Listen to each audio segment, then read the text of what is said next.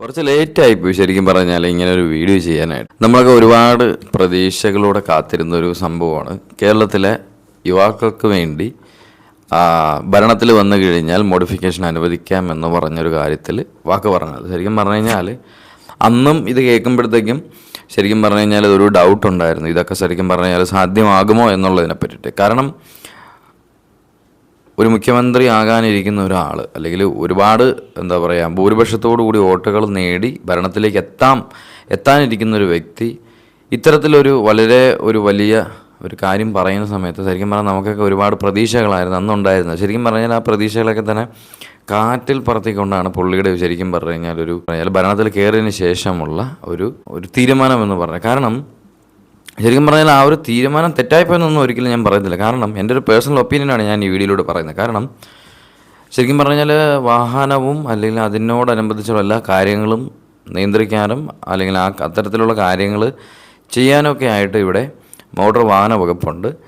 അപ്പം പുള്ളി ഭരണത്തിൽ കയറിയതിന് ശേഷം ശരിക്കും പറഞ്ഞു കഴിഞ്ഞാൽ മോട്ടോർ വാഹന വകുപ്പിനോടാണ് ആദ്യം ശരിക്കും ഒരു റിപ്പോർട്ട് സമർപ്പിക്കാൻ പറഞ്ഞത്. കാരണം എന്തൊക്കെ തരത്തിലുള്ള വാഹന മോഡിഫിക്കേഷൻസ് ആവാം, മറ്റു വാഹനങ്ങൾക്ക് അപകടമുണ്ടാക്കുമോ എന്നൊക്കെയുള്ള കാര്യങ്ങളിൽ റിപ്പോർട്ട് സമർപ്പിക്കാനായിട്ട് ആവശ്യപ്പെട്ടു. തുടർന്ന് മോട്ടോർ വാഹന വകുപ്പ് ശരിക്കും പറഞ്ഞാൽ ഒരു റിപ്പോർട്ട് സമർപ്പിക്കുകയും ആ ഒരു റിപ്പോർട്ടിനകത്ത് ശരിക്കും പറഞ്ഞു കഴിഞ്ഞാൽ നിലവിൽ നമ്മളിപ്പോൾ എന്തൊക്കെയാണോ ചെയ്തുകൊണ്ടിരിക്കുന്നത് അത്തരത്തിലുള്ള കാര്യങ്ങളൊക്കെ തന്നെയാണ് ശരിക്കും പറഞ്ഞാൽ ആ റിപ്പോർട്ടിലുള്ളത്. അതായത് ബേസിക്കലി പറഞ്ഞു കഴിഞ്ഞാൽ നമ്മൾ ഈ പറഞ്ഞ കണക്കിട്ട് ബേസ് മോഡൽ വണ്ടി മേടിച്ച് അല്ലാതെ നമ്മൾ പുറത്ത് വർക്ക്ഷോപ്പിൽ കൊണ്ടുപോയിട്ട് ആഫ്റ്റർ മാർക്കറ്റ് സാധനം മേടിച്ച് ചെയ്യുന്ന ഫ്ലോർ മാറ്റ്, പിന്നെ ഡാഷ് ക്യാമറ, ഈ പറഞ്ഞ അലോയ് വീൽസ്, അങ്ങനെയുള്ള ചെറിയ കാര്യങ്ങളാണ് ശരിക്കും പറഞ്ഞു കഴിഞ്ഞാൽ മോട്ടോർ വാഹന വകുപ്പ് പറഞ്ഞത് നമുക്ക് അനുമതിയില്ലാതെ തന്നെ ശരിക്കും പറഞ്ഞാൽ ചെയ്യാൻ പറ്റുന്ന മോഡിഫിക്കേഷൻസ് എന്ന് പറയുന്നത്. ഈ പറഞ്ഞ കണക്ക് എല്ലാവരും ഒരുപാട് പ്രതീക്ഷയോടെ ആയിരിക്കും ശരിക്കും പറഞ്ഞിരുന്നത്. സ്റ്റോക്ക് വണ്ടിയിൽ നിന്നുകൊണ്ട് സ്പേസറൊക്കെ ഇട്ട് ടയർ വെളിയിലേക്ക് നിൽക്കുന്ന രീതിക്കൊക്കെയുള്ള മോഡിഫിക്കേഷൻസ് ഒക്കെ ചെയ്യാമെന്നും, പിന്നെ ഈ പറഞ്ഞ കണക്ക് ബാർ ലൈറ്റ്സുകളും പിന്നെ വണ്ടിയുടെ സ്വാഭാവികമായ ഹൈറ്റിൽ നിന്നുകൊണ്ട് ഷോക്ക് അബ്സറുകൾ ഉയർത്തി വെച്ചുകൊണ്ട് വണ്ടിയുടെ ഹൈറ്റ് കൂട്ടാനൊക്കെ ആയിരുന്നു ശരിക്കും പറഞ്ഞാൽ പലരുടെയും പ്ലാനുകൾ.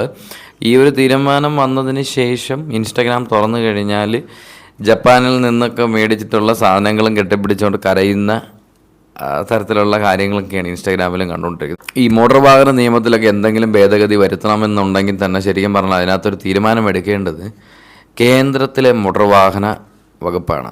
അവർ ഒരു തീരുമാനം മാറ്റിക്കഴിഞ്ഞാൽ മാത്രമാണ് ശരിക്കും പറഞ്ഞു കഴിഞ്ഞാൽ ബാക്കി താഴേക്കുള്ള എല്ലാ ഓഫീസുകൾക്കും ആ ഒരു തീരുമാനം ബാധകമാകുന്നത്. അല്ലാതെ ഒരു സ്റ്റേറ്റ് ഗവൺമെൻറ്റിന് മാത്രം ഈ പറഞ്ഞ കണക്ക് ഒരു നിയമത്തെ അപ്പാടെ മാറ്റാൻ പറ്റത്തില്ല എന്നുള്ളത് നമുക്ക് അന്നത്തെ സമയത്ത് ഇത് പറയുമ്പോൾ തന്നെ ശരിക്കും പറഞ്ഞു കഴിഞ്ഞാൽ എല്ലാവർക്കും അറിയാൻ വരുന്നത്. പിന്നെ എന്തെങ്കിലും മിറാക്കൾ സംഭവിക്കുമോ എന്നുള്ള കാര്യത്തിലായിരുന്നു എല്ലാവരും സത്യം പറഞ്ഞാൽ വെയിറ്റ് ചെയ്തുകൊണ്ടിരുന്നത്. പക്ഷേ നമ്മൾ പ്രതീക്ഷിച്ചതുപോലെയൊക്കെ തന്നെ ഈ പറഞ്ഞ കണക്ക് ഇത്തരത്തിലുള്ള മോഡിഫിക്കേഷൻസും കാര്യങ്ങളൊക്കെയാണ് പുള്ളിക്കാരൻ കൊണ്ടുവന്നിരിക്കുന്നത്.